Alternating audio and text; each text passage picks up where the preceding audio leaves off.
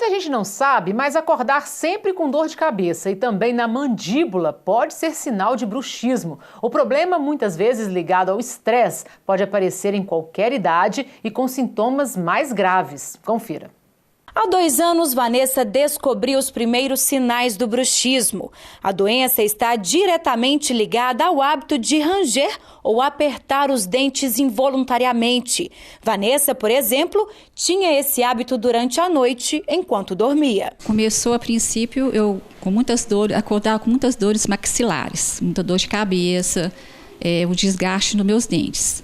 E aí eu procurei o Dr. Paulo e descobri que eu estava com bruxismo. O dentista alerta: a pessoa em qualquer idade pode sofrer com o problema. E o estresse é uma das principais causas do bruxismo. Que, por exemplo, você podemos estar sendo estimulados pelo mesmo estresse, mas você vai descontar em alguma outra forma.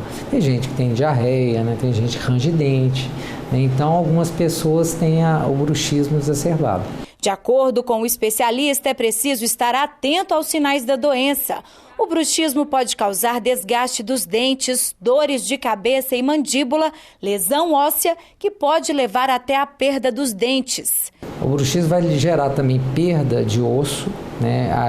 O paciente também não repara, geralmente isso aí é função do dentista fazer uma análise radiográfica, e esse osso vai abaixando lentamente e o dente então entra em mobilidade, que gera também perda do dente. Foi o caso de Vanessa. A empresária demorou a descobrir o bruxismo e quando buscou ajuda especializada, a doença já tinha causado outras complicações. Eu tive uma perda óssea que seria necessário fazer um implante ósseo, porque eu não tinha osso para me colocar meu implante. Depois de quase 1 ano de tratamento, Vanessa recuperou o sorriso e se livrou dos incômodos causados pelo bruxismo. Acabou as dores maxilares, realmente a autoestima da gente melhora bastante, né? Acho que o sorriso é tudo, e além disso, a parte estética também tem a parte de saúde, né? A gente tem que se preocupar realmente com isso, porque as doenças começam pela boca, né?